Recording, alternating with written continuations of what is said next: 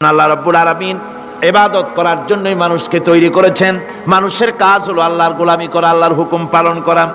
এই হুকুম পালন করতে গিয়ে আল্লাহ পাক হুকুম পালনের জন্য বলছেন ওয়াবুদুল্লাহা ওয়ালা তুশরিকু বিহি শাইআ। ওয়াবুদুল্লাহ, আল্লাহর ইবাদত করো, আল্লাহর গোলামি করো, আর তার সাথে কোনো শরীক স্থাপন করো না। পৃথিবীর মধ্যে আমরা তো সুখ শান্তি চাই, দুনিয়ায় দুমুঠো খেতে চাই। দুই মুঠো যদি খেতে চাই, পড়তে চাই, পৃথিবীর মধ্যে যদি শান্তিতে থাকতে চাই, তাহলে ইবাদত করা লাগবে। ইবাদত করলেই খাবার পাওয়া যাবে। ইবাদত করলে কি পাওয়া যাবে? খাবার পাওয়া যাবে। আল্লাহ রাব্বুল আলামিন কোরআনে কারীমের মধ্যে বলেছেন ফালইয়াবুদু রাব্ব হাযাল বাইত আল্লাযী আত'আমাহুম মিন জু'ইন ওয়া আমানাহুম মিন খাউফ। কুরাইশদেরকে বলছেন, ও কুরাইশরা, এই ঘরের মালিকের ইবাদত করো। কোন ঘর? কাবা ঘর। এই কাবা ঘরের মালিক কে? আল্লাহ। এই ঘরের মালিকের ইবাদত করো। কি হবে তাহলে? এই ঘরের মালিকের ইবাদত যদি করো, দাসত্ব যদি করো, আনুগত্য যদি করো, তার গোলামি যদি করো, তাহলে কি হবে? আল্লাযী আত'আমাহুম মিন জু', তিনি তোমাদের ক্ষুধার সময় খেতে দিবেন। সুবহানাল্লাহ। কর ক্ষুধার সময় খাবার পাবে। ওয়া আমানাহুম মিন খাউফ, আর যখন বিপদ আসবে, মুসিবত আসবে, সন্ত্রাস সৃষ্টি হবে, বিপদ মুসিবত আসবে, ভীতি আসবে, ভীতির সময় আমন আমান, নিরাপত্তা পয়দা করে দিবেন আল্লাহ সুবহানাহু ওয়া তাআলা এই ইবাদতের মাধ্যমে। সুতরাং আমার ইবাদত করো। আর যদি জান্নাতে যেতে চাও, কি বলেন, আমরা কি বেহেশতে যেতে চাই? আর যারা কথা কইলেন না, আমরা কি জান্নাতে যেতে চাই? অবশ্যই আল্লাহর জান্নাতে যেতে চাই। আল্লাহ পাক বলেন, আমার জান্নাতে যদি যেতে চাও, তাহলে ইবাদত করা ছাড়া পথ নাই। ফাদখুলি ফি ইবাদি ওয়াদখুলি জান্নাতি, আমার বান্দার মধ্যে শামিল হও, আমার গোলামির মধ্যে শামিল হও, আমার ইবাদত করো জীবনের সকল ক্ষেত্রে, আমার গোলামির মধ্যে শামিল হও, আমার জান্নাতে চলে যাও। সুবহানাল্লাহ ওয়া বিহামদি। আমার গোলাম হওয়া ছাড়া, আমার গোলামি করা ছাড়া জান্নাত পাওয়া যাবে না। আমার বন্ধুগণ, এবার আল্লাহ রাব্বুল আলামিন বলছেন, যদি আমার সঙ্গে দেখা করতে চাও, আল্লাহর সঙ্গে যদি কোনো বান্দা দেখা করতে চায়, আমরা আল্লাহরে দেখতে চাই কিনা? চাই কিনা আল্লাহকে দেখতে? আল্লাহ পাক বলছেন, আমারে যদি দেখতে চাও, ফামান কানা ইয়ারজু লিকা রাব্বিহি ফালইআমাল আমালান সালিহান ওয়ালা ইউশরিক বিইবাদাতি রাব্বিহি আহাদা। আমার সঙ্গে যদি দেখা করতে চাও, তোমাদের মধ্য থেকে কেউ যদি আমার সাথে দেখা করতে চায়, সে যেন ভালো কাজ করে, ভালো আমল করে, আর আমার ইবাদতের সঙ্গে কাউকে যেন শরীক না বানায়, তাহলেই আমার সঙ্গে কিয়ামতে দেখা হয়ে যাবে। জোরে বলেন সুবহানাল্লাহ। আল্লাহর সঙ্গে দেখা করতে হলে তার ইবাদত করতে হবে, গোলামি করতে হবে, এবং কাউকে শরীক স্থাপন করা যাবে না। এই গোলামি করতে হবে, ইবাদত করতে হবে কতদিন? আল্লাহ রাব্বুল আলামিন বলছেন, ওয়া'বুদ রাব্বাকা হাত্তা ইয়াতিয়াকাল ইয়াকিন। ইবাদত করো, গোলামি করো, যতক্ষণ পর্যন্ত নিশ্চিত সেই সময়টি এসে না যায়, তার মানে মৃত্যু পর্যন্ত আমার গোলামি করতে থাকো। মৃত্যু পর্যন্ত গোলামি হবে কার? আল্লাহ সুবহানাহু ওয়া তাআলা। সেই আল্লাহ পাকের গোলামি জীবনের সকল ক্ষেত্রে করতে হবে, মৃত্যু পর্যন্ত সব ক্ষেত্রে গোলামি হবে আল্লাহর। আল্লাহর গোলামি হচ্ছে আল্লাহ যা নিষেধ করেছেন তার থেকে ফিরতে হবে, আর যা আদেশ করেছেন সেগুলি মানতে হবে। যারা নিজেদের সৃষ্টির উদ্দেশ্য বোঝে না, আল্লাহর সামনে মাথা নত করার পরিবর্তে অহমিকতা করে, অহংকার করে, আল্লাহর সামনে মাথা নত করে না, ইবাদত করে না আল্লাহ, তাদের সম্পর্কে আল্লাহ রাব্বুল আলামিন বলছেন, ইন্নাল্লাযীনা ইস্তাকবিরুনা আন ইবাদাতি সায়াদখুলুনা জাহান্নামা দাখিরিন। যারা আমি আল্লাহর সঙ্গে অহংকার করে, আমার ইবাদত করে না, আমার গোলামি করে না, আমার সামনে মাথা নত করে না, অহংকার অহমিকতা করে যারা জীবন চালায়, আমি কিয়ামতের দিন তাদেরকে লাঞ্ছিত করব আর জাহান্নামে পাঠাবো। যারা আল্লাহর গোলামি করবে না, আল্লাহর ইবাদত করবে না, অস্বীকার করবে আল্লাহর গোলামিকে, অহমিকতা করে চলবে, তাদের জায়গা হবে কোথায়? জাহান্নামের মধ্যে। সুতরাং মানুষের মর্যাদা বাড়ে আল্লাহর গোলামিতে। মর্যাদা বাড়ে কিসে? আল্লাহর গোলামিতে। গোলামি করলেই মর্যাদা বাড়বে। এই জন্য আল্লাহ পাক কোরআনের মধ্যে, কোরআনে কারীমের মধ্যে সবচাইতে মাহবুব, আল্লাহ পাকের মাহবুব বান্দাদের কথা যখন বলেছেন তখন নাম নেন নাই, আব্দুন শব্দ ব্যবহার করেছেন, গোলাম বলেছেন, বান্দা বলেছেন। আমার বান্দা। বান্দা হচ্ছে মানুষের জন্য সবচাইতে বড় ডিগ্রি আল্লাহর পক্ষ থেকে। আলিম, ওলামা, পীর, বুজুর্গ, সাহাবী, পেগম্বর, নবী, রসুল, সবচাইতে বড় খিতাব হচ্ছে আব্দ। আল্লাহর গোলাম হওয়া, আল্লাহর প্রিয় ডাক হচ্ছে আব্দ। মানুষকে আল্লাহ যাকে সবচেয়ে বেশি ভালোবাসেন, যাদেরকে বেশি ভালোবাসেন তাদেরকে আব্দ বলেছেন। কি বলেছেন বলুন? আব্দ, বান্দা। আল্লাহ পাক এই পৃথিবীতে সবচাইতে বেশি ভালোবেসেছেন কাকে? মুহাম্মদুর রাসূলুল্লাহ সাল্লাল্লাহু আলাইহি ওয়াসাল্লামকে। তাকে আল্লাহ পাক সবচাইতে বেশি ভালোবাসেন। এবার দেখুন আল্লাহ রাব্বুল আলামিন তার হাবিবকে কি নাম দিয়ে ডাকতেছেন? নাম নেন নাই, নবী এবং রাসূলও বলেন নাই। কোরআনে কারীমের ভিতরে রব্বুল আলামিন তার হাবিবকে আব্দ বললেন। যেমন দেখুন, ইন কুনতুম ফি রাইবিম মিম্মা নাযালনা আলা আবদিনা, আমি যে কিতাব নাজিল করেছি আমার বান্দার উপরে, তোমাদের যদি সন্দেহ হয়, এই যে বান্দা আমার আব্দের উপরে নাজিল করেছি, এই আব্দকে মুহাম্মদ রাসূলুল্লাহ সাল্লাল্লাহু আলাইহি ওয়াসাল্লাম আব্দ, অর্থাৎ সবচেয়ে প্রিয় ডাক হচ্ছে আল্লাহর পক্ষ থেকে বান্দার জন্য আব্দ। স্নেহপূর্ণ নাম, স্নেহপূর্ণ ডাক, মহব্বতপূর্ণ ডাক। অন্য আয়াতে আমরা দেখতে পাই, তাবারাকাল্লাযী নাযালাল ফুরকানা আলা আবদিহি লিয়াকুনা লিল আলামিনা নাযীরা। অতীব বরকতপূর্ণ সেই মহান সত্তা যিনি তার বান্দার উপরে ফুরকান নাজিল করেছেন। হুজুরের নাম নেন নাই, রাসূল বলেন নাই, বলেছেন আব্দ। কি বলেছেন? আব্দ, আমার বান্দা। এরপরে আল্লাহ রাব্বুল আলামিন অন্য আয়াতে বলেছেন, সুবহানাল্লাযী আসরা বিআবদিহি লাইলাম মিনাল মাসজিদিল হারামি ইলাল মাসজিদিল আকসা। সমস্ত দুর্বলতা, অক্ষমতা থেকে মুক্ত সেই মহান সত্তা যিনি তার বান্দাকে রাতের একটি অংশে ইসরা করিয়েছিলেন। এখানে আব বলে আল্লাহ পাক বুঝিয়েছেন কার কথা? কার কথা বুঝালেন? রাসূল করিম সাল্লাল্লাহু আলাইহি ওয়াসাল্লামের কথা, তার কথাই বুঝালেন। তিনি হচ্ছেন আব। সুতরাং আবদিয়ত, গোলামি, আল্লাহর গোলামি হলো জীবনের সবচাইতে বড় কথা। আল্লাহর গোলাম হওয়ার চাইতে বড় আর কিছু নাই পৃথিবীতে। আমরা হচ্ছে আল্লাহর গোলাম। জোরে বলেন, আমরা কি? আমরা যে গোলাম, সে কথা বলতে মনে হয় কারো কারো একটু লজ্জা লাগে যে আমি চৌধুরী মানুষ বা অমুক একটা লোক, অমুক একজন সম্মানী লোক, গোলাম আমি, এটা বলা কি লজ্জার কথা। এরকম একটু মনে মনে কোনো অসুবিধা কারো হয় নাকি? জোরে কোন তো আমরা কি? কার গোলাম? সুবহানাল্লাহি ওয়া বিহামদিহি, আল্লাহর গোলাম। আমরা এমন মহান সত্তার গোলাম, মহান সত্তার বান্দা, যার সমকক্ষ এই পৃথিবীতে কেউ নাই, আকাশেও কেউ নাই। প্রচন্ড ক্ষমতার মালিক এমন এক মহান সত্তার গোলাম আমরা। সুতরাং গোলামিটা করতে হবে সব ক্ষেত্রে। গোলামিটা হচ্ছে না আমাদের গোলামি হচ্ছে না। আমাদের জমিনে আমরা জমিন চাষ করি, আল্লাহর গোলামি সেখানে করি না। জমিন চাষ করতে গিয়ে, লাঙ্গল দিয়ে চাষ করতে গিয়ে পরের জমিনের আইল ঠেলে না, এমন এলাকা খুব কম আছে। অবশ্য চট্টগ্রামের কথা ভিন্ন, এখানে ঠেলাঠেলি করে না, এখানেও করে। তো কেমন গোলাম হলাম?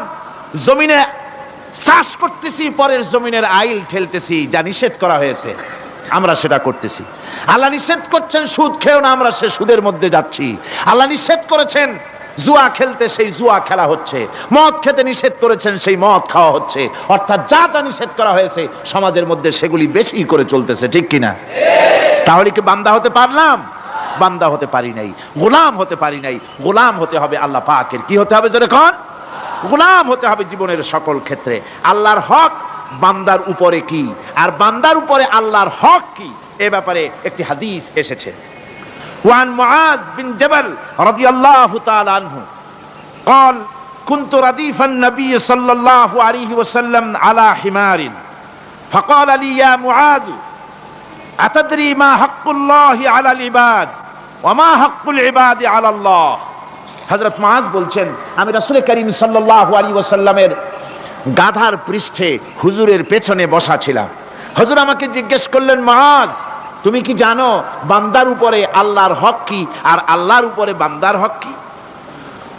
কুলতু আল্লাহু ওয়া রাসূলুহু আ'লামু, বললাম আল্লাহ এবং তার রাসূল খুব ভালো জানেন। আমি কি করে জানবো? আল্লাহ এবং তার রাসূল খুব ভালো জানেন। ক্বালা হাক্কুল্লাহি আলাল ইবাদি আন ইয়াবুদুহু ওয়া লা ইউশরিকু বিহি শাইআ, বান্দার হক হচ্ছে আল্লাহর উপরে এই যে বান্দা গোলামি করবে আল্লাহর, ইবাদত করবে আল্লাহর, আর আল্লাহর সাথে কাউকে শরীক স্থাপন করবে না। এটা হচ্ছে আল্লাহর উপরে কার হক? বান্দার হক। আর আল্লাহর হক হচ্ছে বান্দার উপর কি? ওয়া হাক্কুল ইবাদি আলাল্লাহ আল্লা ইউআযযিবা মান লা ইউশরিকু বিহি শাইআ, বান্দার উপরে আল্লাহর হক হচ্ছে যে বান্দা আল্লাহর গোলামি করবে আর শরীক স্থাপন করবে না আল্লাহর সাথে, আল্লাহ তাকে শাস্তি দিবেন না। সুবহানাল্লাহি ওয়া বিহামদিহি, আল্লাহ তাকে আযাব দিবেন না, আল্লাহ তাকে শাস্তি দিবেন না। সুতরাং তাওহীদের আকীদা মজবুত হতে হবে। আখিরাতের কামিয়াবি এর উপরে নির্ভরশীল। আমরা যদি আখিরাতে কামিয়াবি চাই, কি বলেন, আখিরাতে কি আমরা জীবনের সফলতা চাই? জোরে বলেন, সফলতা চাই? আখিরাতের কামিয়াবি যদি চাই, জাহান্নাম থেকে যদি বাঁচতে চাই, বেহেশতে যদি যেতে চাই, তাহলে আকীদাকে মজবুত করতে হবে। আল্লাহর সাথে কাউকে শরীক স্থাপন করা যাবে না। এবং আল্লাহ সৃষ্টিকর্তা, কোরআনে পাকের শিক্ষা অনুযায়ী আল্লাহরে বিশ্বাস করি এতটুকুন কথা বললেই তাওহীদের হক আদায় হয় না। তাওহীদের হক হচ্ছে আল্লাহ পাককে সৃষ্টিকর্তা, পালনকর্তা, বিধানদাতা, রিজেক দাতা, কল্যাণদাতা সবকিছু হিসাবে মানতে হবে কাকে? আল্লাহ পাককে। জোরে সোরে বলুন, কাকে মানতে হবে? সমস্ত ক্ষমতা হচ্ছে আল্লাহ। সমস্ত ক্ষমতা কার? আল্লাহর নাম নিতে শরম করে নাকি? তাহলে জোরে সোরে কোন সমস্ত ক্ষমতা কার?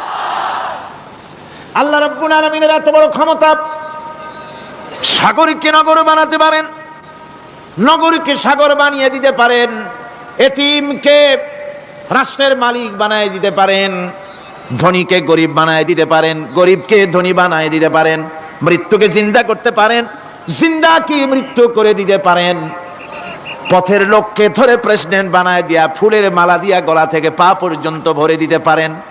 আবার আল্লাহ যদি নারাজ হয়ে যান, প্রেসিডেন্টের ফুলের মালার পরিবর্তে জুতার মালা গলায় দিয়া জেলখানার মধ্যে ঢুকাইয়া দিতে পারেন। তাহলে ক্ষমতাটা কার? বিশ্বাস করেন? সমস্ত ক্ষমতার মালিক আল্লাহ। আকীদা মজবুত হতে হবে আমার মুসলমান ভাইরা। আকীদায় গড়বড় যদি হয়ে যায়, তাওহীদ বুঝতে যদি ভুল করেন, জীবন বরবাদ হয়ে যাবে। আর কিছু যদি না পারেন, অন্তত ঈমান ও আকীদাকে মজবুত করে যদি আল্লাহর দরবারে উঠতে পারেন, ফাকাদ ফাজা ফাওজান আযীমা, বিরাট কামিয়াবি আসবে কিয়ামতে যদি আকীদাটাকে মজবুত করে নেওয়া ওঠা যায় আল্লাহর দরবারে। সেজন্য আমি কোরআন আমাদেরকে কি শিখালো সেই কথাই বলছি। আল্লামাল কোরআন, কোরআন কি শিখাইছে? তাবিজ শিখায় নাই। কোরআন আমাদেরকে শুধুমাত্র মাথা ঝুলে ঝুলে তেলাওয়াত এটা শিখায় নাই। কোরআন তেলাওয়াত করতে হবে, বুঝতে হবে, আমল করতে হবে। কোরআন শিখাচ্ছে। কে শিখাচ্ছে? কোরআন। তার মানে কে? আল্লাহ। কে শিখাচ্ছেন? আল্লাহ সুবহানাহু ওয়া তাআলা শিখাচ্ছেন।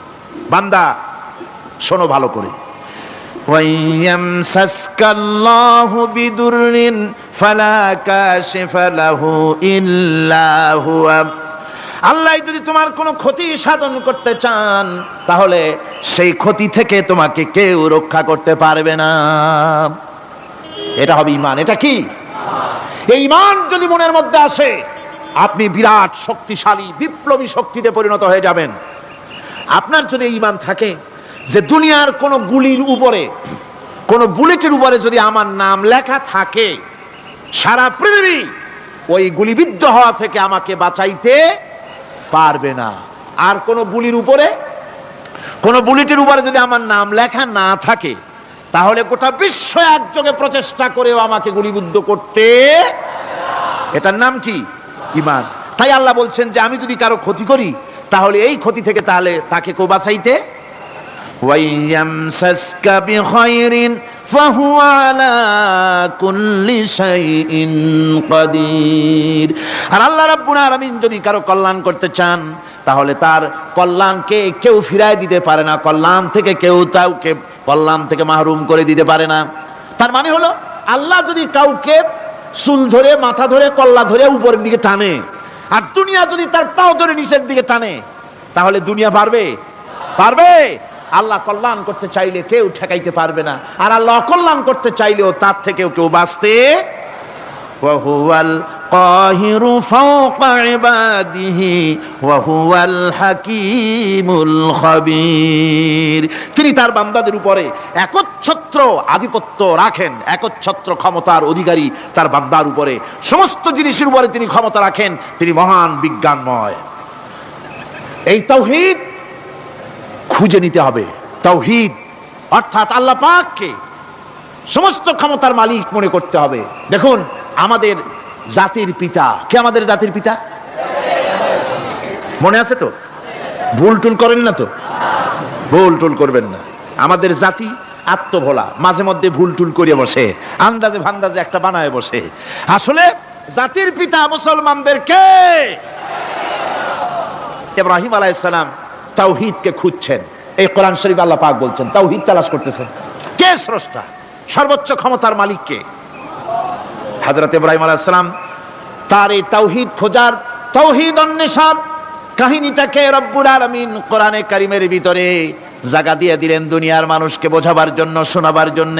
ফালাম্মা জান্না আলাইহিল লাইলু রাআ কাওকাবান ক্বালা হাযা রাব্বী। তিনি রব সন্ধান করছেন, কে আমার স্রষ্টা?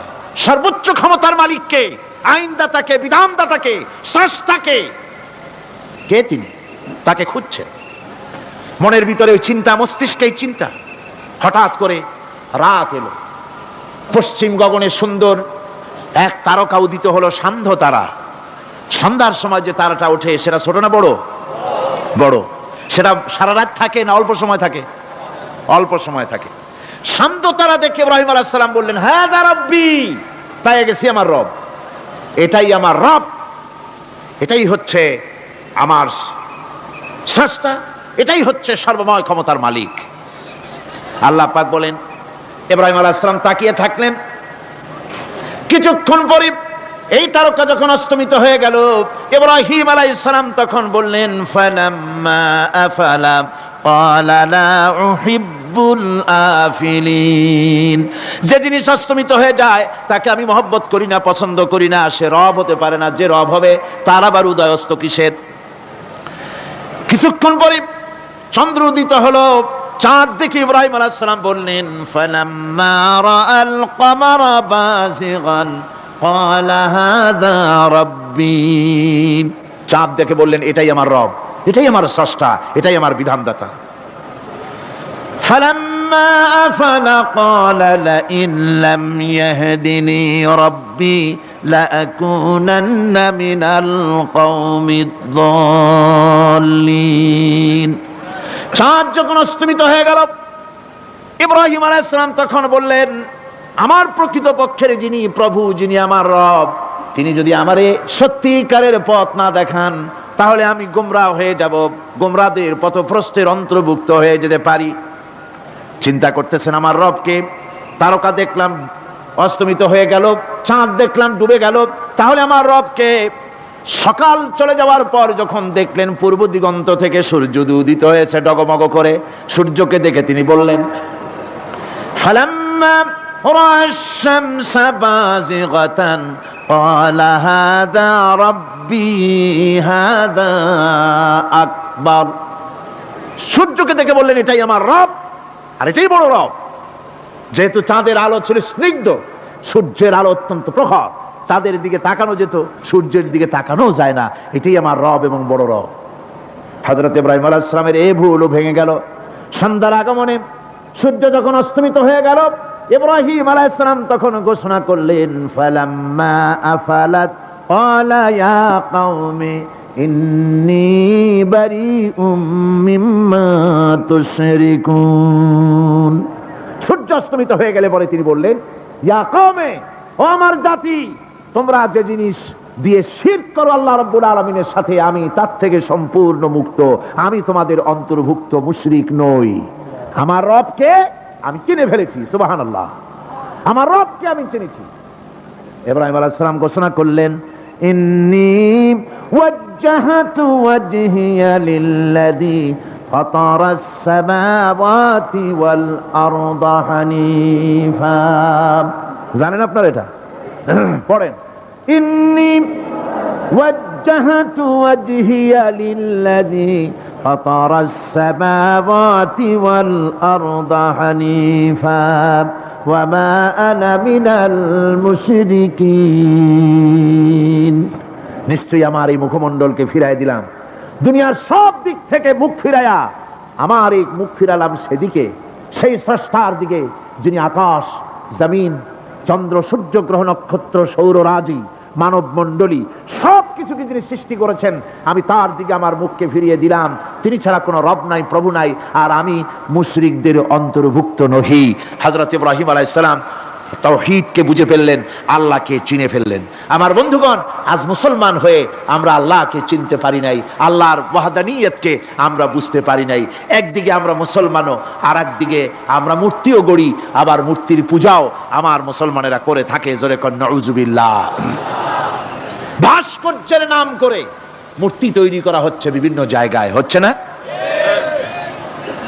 আমার ভাইয়েরা, ভাস্কর্যের নাম করে, চেতনার নাম করে শহরে শহরে, বিশ্ববিদ্যালয়ের অঙ্গনে মূর্তি বানানো হতেছে, আর বলা হচ্ছে অমুক চেতনা, এটা অমুকের চেতনা, তমুকের চেতনা, এটা ভাস্কর্য বলা হতেছে। আসলে সমস্ত মূর্তি হতেছে মূর্তি। এই মূর্তিগুলি বিনাশ করার জন্যই আল্লাহ নবী এসেছিলেন। হুজুরকে প্রশ্ন করা হয়েছে, লিমা বয়স্তা, কেন প্রেরিত হয়েছেন, দুনিয়ায় কেন এসেছেন? নবী বলেছেন, বয়স্তুরে কাসরিল আসনাম, এসেছি পৃথিবীর বুকে মূর্তি বিনাশ করার জন্য। জোরে বলেন সুবহানাল্লাহ। মূর্তি ধ্বংস করার জন্য এসেছি। আল্লামা ইকবাল, বিশ্বকবি, কবি সম্রাট আল্লামা ইকবাল বলছেন, বুত शकन उठ गए बाकी जो रहे बुतगर हैं, बुत शकन उठ गए बाकी जो रहे बुतगर हैं, था बिराहिम पिदर और पिसर आजर है। बुत शकन उठ गए, যারা প্রতিমা ভাঙতে এসেছিল পৃথিবীতে তারা বিদায় হয়ে গিয়েছেন। আজকে যারা বেঁচে আছে তারা ইসলামের নামে, মুসলমানের নামে প্রতিমা তৈরি করছে, মূর্তি তৈরি করছে। এক সময় ছিল এমন যখন আজরের ঘরে ইব্রাহিম পয়দা হয়েছে, আর আজ ইব্রাহিমের ঘরে আজর পয়দা হচ্ছে। বন্ধুগণ, আল্লাহর ইবাদত পরিপূর্ণভাবে আল্লাহর জন্যই হতে হবে। মূর্তির সাথে, মূর্তি তৈরি করার সংস্কৃতির সাথে মুসলমানদের কোনো সম্পর্ক থাকতে পারে না। জোরে বলেন, পারে? পারে না। বিশ্ববিদ্যালয়ের অঙ্গনে, রাস্তার মোড়ে মোড়ে চেতনার নাম করে মূর্তি যারা বানাচ্ছেন গায়ের জোরে, আল্লাহর কসম, আল্লাহর দরবারে উঠতে হবে একদিন, সেদিন মজা টের পাবে। কারে বলে চেতনা? মূল চেতনা তো সেদিন জাগ্রত হবে। আজকে তো আসল চেতনা আসে নাই, চেতনা হবে সেই দিন। চেতনা কারে কয়? চেতনা কত প্রকার এবং উহা কি কি উদাহরণ সহরে বুঝাইয়া দেওয়া হবে। আমার ভাইরা, মাথা জায়গায় যেয়ে দেখবেন কি, শুধু মাথাই দেখবেন, আপনারও একটা মাথা দেখবেনও মাথা। আল্লাহ পাক তো গোটা ময়দান ভরে দিয়েছেন, আলহামদুলিল্লাহ। আমি প্রথম দিন বলেছিলাম, কোরআনের মাহফিলের চাইতে শ্রেষ্ঠ মাহফিল আল্লাহর আকাশের নিচে জমিনের উপরে আর নাই। হাদিস শরীফের ভিতরে এসেছে, এই মাহফিলে যখন আপনি আসতেছিলেন, হাজার হাজার ফেরেশতা আপনার পেছনে পেছনে এসেছে, আপনার আমলনামায় নেকি লিখেছে। রাসূলুল্লাহ বলছেন, বান্দারা যখন কোরআন শোনার জন্য, আল্লাহর জিকিরের জন্য, কোরআনের জন্য যখন বসে যায়, আল্লাহর রহমতের ফেরেশতারা মাহফিলের চতুর্দিকে তারা ঘিরে দাঁড়িয়ে যায় আকাশ পর্যন্ত। এই মাহফিল ঘেরাও হয়ে আছে ফেরেশতা দিয়া। কি দিয়া? কার কথা? আল্লাহ রাসূলের কথা। ফেরেশতা দিয়ে গোটা মাহফিল ঘেরাও হয়ে আছে, আকাশ পর্যন্ত তারা দাঁড়িয়ে আছে। ফেরেশতারা বলতে থাকে, রব্বুল আলামিন, তোমার বান্দারা যতক্ষণ রাস্তায় ছিল ততক্ষণ নেকি লিখেছি, এখন মাহফিলে বসে গেছে, এখন কি করি? আল্লাহ পাক বলেন, আমার ফেরেশতারা, আমার বান্দারা যতক্ষণ মাহফিলে বসে থাকবে, ওদের প্রত্যেক শ্বাস এবং প্রশ্বাসের বিনিময় 10-10 করে নেকি লিখতে থাকো। প্রত্যেকটি শ্বাস প্রশ্বাসের বিনিময় নেকি লেখা হচ্ছে। সুবহানাল্লাহ। আপনারা পাড়ায় জান্নাতে বসে আছেন। মাজালিসুল ইলম হিয়া রাউদাতুম মিন রিয়াদিল জান্নাহ, এটা জান্নাতের টুকরায় আপনারা বসে আছেন। জোরে কোন সুবহানাল্লাহ। কারো বাপের কথা বলা হচ্ছে না, কার্ল মার্কসের কথা নয়, লেনিনের কথা নয়, পৃথিবীর কোন মানুষের কথা নয়, কথা হচ্ছে আমার আল্লাহর কথা। কার কথা? আর হচ্ছে তার হাবিব বিশ্বনবী জনাব মুহাম্মদ রাসূলুল্লাহ সাল্লাল্লাহু আলাইহি ওয়াসাল্লামের কথা। আমার ভাইয়েরা, সুতরাং তাওহীদকে বুঝতে হবে, বিশ্বাস করতে হবে, তাওহীদের উপরে জীবন গড়তে হবে। তাওহীদ হচ্ছে বিশ্ব মানবতার জন্য ঐক্যের প্রতীক। তাওহীদই পারে বিশ্ব মানবতাকে ঐক্যবদ্ধ করতে, আর কোনো জিনিসই পারে না। আমার ভাইরা, কোরআনে কারীম বলছে, কুল ইয়া আহলাল কিতাবি তাআলাউ ইলা কালিমাতিন সাওয়াইম বাইনানা ওয়া বাইনাকুম আল্লা না'বুদা ইল্লাল্লাহ। ঐক্যের কথা, বিশ্বব্যাপী মানব মণ্ডলীর ঐক্যের কথা, ইউনিটির কথা, স্বাধীনতার গ্যারান্টির কথা, মানবতার কথা, মানুষকে বেঁচে থাকার কথা। হে নবী বলুন, হে আহলে কিতাবেরা, এসো তোমরা আর আমরা এমন একটা কথায় ঐক্যবদ্ধ হই যা তোমাদের জন্য আর আমাদের জন্য সমভাবে প্রযোজ্য। কথাটা কি? কথাটা হচ্ছে আল্লাহ না'বুদা ইল্লাল্লাহ। আল্লাহ ছাড়া কারো গোলামি করব না, আল্লাহ ছাড়া কারো গোলামি করব না। এটা মানো। ও দুনিয়ার মানুষ, খ্রিস্টান হও, ইহুদি হও, হিন্দু হও, নাসারা হও, আওয়ামী লীগ হও, বিএনপি হও, জাসদ হও, খাসদ হও, বাসদ হও, যেই হও না কেন, যারা মানুষ সব এক হয়ে যাও, আল্লাহ ছাড়া কারো গোলামি করব না।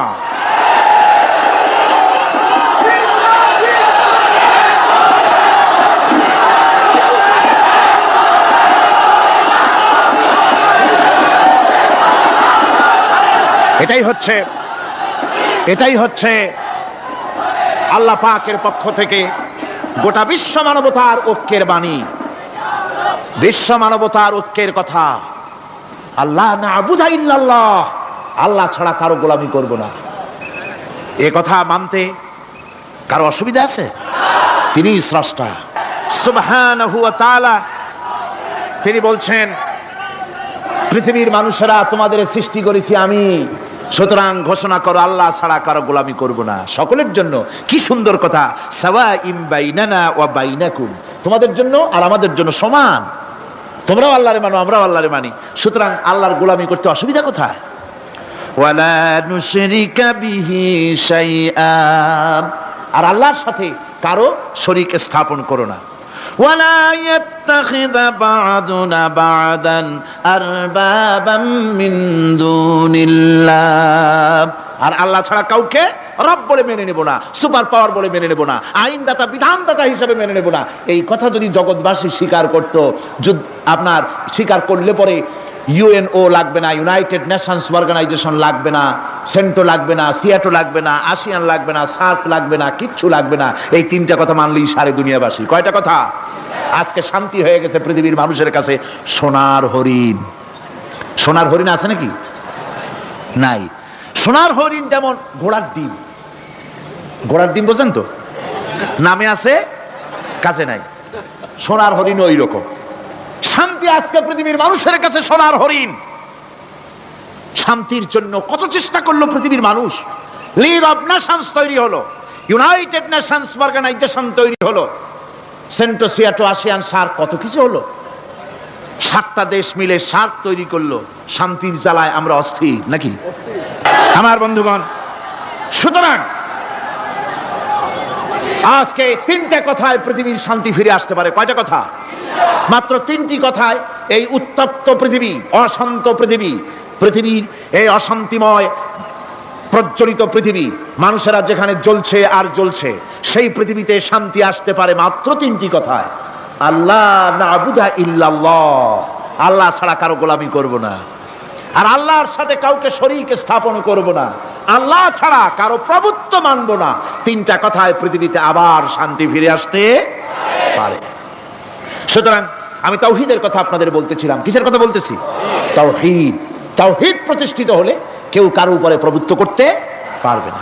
এখন আল্লাহর তাওহীদের স্বরূপ ছোট্ট একটি সূরার মধ্যে ফুটে উঠেছে।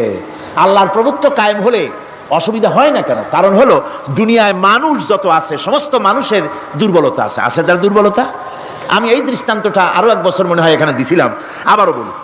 সেটা হলো এই যে এই চট্টগ্রামে মেয়র পদে নির্বাচনের কি কয় সিটি কর্পোরেশনের নির্বাচন আসছে না, মেয়র পদে অনেকে দাঁড়াইছেন। দাঁড়াইয়া সব নির্বাচনী ওয়াদা করছেন। কেউ বলছে চট্টগ্রামকে সোনা দিয়ে মুড়িয়ে দেব, কেউ বলছে চিটাগং শহরকে আপনাদের লোট্টা ফিশার কেনা লাগবে না, বাড়ি বাড়ি পৌঁছায় দেবো, শুটকি মাছ খাওয়াই দেবো খুব ভালো করিয়া, রাস্তাঘাটের অভাব হবে না, আনন্দের চোটে ফুর্তির চোটে আরামের চোটে শুধু শীত হয়ে মরবেন। বুঝলেন? নানান রকমের ওয়াদা করছেন তারা। এই নির্বাচনী ওয়াদা করা হচ্ছে। আজ একজন মেয়রকে যদি দায়িত্ব দেওয়া হয় যে চট্টগ্রামে 6 বছরের যত বাচ্চা আছে এই বাচ্চাদের মধ্যে কমলা লেবু বিতরণ করতে দায়িত্ব দিলাম আপনাকে, আপনি একজন মেয়র পদ প্রার্থী, 40 ট্রাক কমলা সিলেট থেকে আনা হয়েছে, সব বাচ্চাদেরকে 6 বছরের বাচ্চাদেরকে একটা একটা করে দিবেন। এই কমলা বিতরণ করতে গিয়ে যদি দিতে দিতে যখন তিনি দেখবেন যে ওনার নিজের ছেলে সামনে এসেছে, বোনের ছেলে সামনে এসেছে, ভাইয়ের ছেলে সামনে এসেছে, তখন অন্যের চাইতে নিজের ছেলেকে বোনের ছেলেকে 2টা কমলা বেশি দিতে ইচ্ছে করবে না? করবে কিনা? সামান্য কমলা বিতরণ করতে গিয়ে যদি বোনের ছেলেকে নিজের ছেলেকে বেশি দিতে ইচ্ছে করে, সেই মানুষের হাতে দেশের আইন তৈরি করার, সংবিধান তৈরি করার দায়িত্ব পৃথিবীতে কোথাও দেওয়া যেতে পারে না। এই জন্যই আইন তৈরি করেছেন এমন তার কোন সন্তানই কাউকে জন্ম দেন নাই, তাকেও কেউ জন্ম দেয়নি। আকাশ এবং জমিনে তার সমকক্ষ কেউ নাই। তিনি কারো মুখাপেক্ষী নন, তিনি কাউকে জন্ম দেন নাই, তাকেও কেউ জন্ম দেয়নি। আকাশ আর জমিনে তার সমকক্ষ কেউ নাই। সুতরাং ওই আল্লাহ সুবহানাহু ওয়া তাআলা তাকে মানতে হবে, তার কথাই শুনতে হবে, তার গোলামি করতে হবে। তাহলেই শান্তি আসবে, আল্লাহর মেহেরবানি আসবে জীবনের সকল ক্ষেত্রে। আল্লাহ মাত্র এক, তার ক্ষমতা গুণাবলীতে কোনো অংশীদার নাই। আল্লাহ কয়জন? আল্লাহ কয়জন? এক আল্লাহ, অদ্বিতীয়, তার কোনো শরীক নাই, তার কোনো অংশীদার নাই। কোরআনে কারীম আল্লাহ রাব্বুল আলামিন বলছেন وَجَعَلُوا لِلَّهِ شُرَكَاءَ الْجِنَّ وَخَلَقَهُمْ وَخَرَقُوا لَهُ بَنِينَ وَبَنَاتٍ بِغَيْرِ عِلْمٍ। এখনি কথা জানা সত্ত্বেও আল্লাহর সাথে শরীক বানায়ো না, আল্লাহর সাথে কাউকে অংশীদার বানায়ো না। তার কোনো ছেলে নাই, মেয়ে নাই, অথচ তিনি সবাইকে সৃষ্টি করেছেন। সুবহানাহু ওয়া তাআলা আম্মা ইয়াসিফুন। পবিত্রতা সেই আল্লাহ পাকের, এবং তিনি তার সম্পর্কে যে চিন্তা করে লোকেরা যা কিছু বলে এর থেকে আল্লাহ পাক ঊর্ধ্বে। আল্লাহর সন্তান স্থাপন করে তারা বলে যে আল্লাহর ছেলে আছে। নাউযুবিল্লাহ। কোরআন শরীফে আল্লাহ পাক বলেছেন খ্রিস্টানেরা আল্লাহর ছেলে বানাইছে। وقالت النصارى المسيح ابن الله। খ্রিস্টানেরা বলেছে মসিহ হচ্ছে আল্লাহর পুত্র। নাউযুবিল্লাহ। আবার ইহুদিরা তারা বসে থাকলো না, ইহুদিরা বলল ওয়াকালাতিল ইয়াহুদু উযাইরুন ইবনুল্লাহ। ইহুদিরা বলল উযাইর হচ্ছে আল্লাহর পুত্র। নাউযুবিল্লাহ। আবার আরেক শ্রেণীর লোক হলো, তারা বলল পৃথিবীতে যত মেয়ে আছে সমস্ত মেয়েগুলি হলো ফেরেশতাগুলি, সব মেয়ে, আর মেয়েগুলি সব আল্লাহ। নাউযুবিল্লাহি মিন যালিক। আল্লাহ রাব্বুল আলামিন প্রতিবাদ করলেন আলাকুমুয যাকারু ওয়া লাহুল উনসা তিলকা ইযান কিসমাতুন দিযা। কে তোমরা সমস্ত পুত্র সন্তানগুলি নিজের জন্য নিয়ে নিলে আর কন্যা সন্তানগুলি দিলে আমাকে, কেমন তোর ভাগ করলে এটা? আল্লাহ পাকের কোনো সন্তান নাই, আল্লাহ রাব্বুল আলামিনের কোনো সন্তান নাই, স্ত্রী নাই, পুত্র নাই, কেউ নাই। আল্লাহ পাক বলেন বাদিউস সামাওয়াতি ওয়াল আরদ, আসমান এবং জমিনের উদ্ভাবক হচ্ছেন তিনি। আন্না ইয়াকুনু লাহু ওয়ালাদুন ওয়া লাম তাকুন লাহু সাহিবা, তিনি তো তার সন্তান হবে কি করে, তার তো জীবন সঙ্গিনী নাই, তার তো স্ত্রী নাই। আল্লাহ বলছেন আমার তো স্ত্রী নাই, অথচ তোমরা আমার সন্তান বানাচ্ছ। অথচ আমি সব কিছুকেই সৃষ্টি করেছি, সবকিছুর স্রষ্টা কে? যালিকুমুল্লাহু রাব্বুকুম লা ইলাহা ইল্লা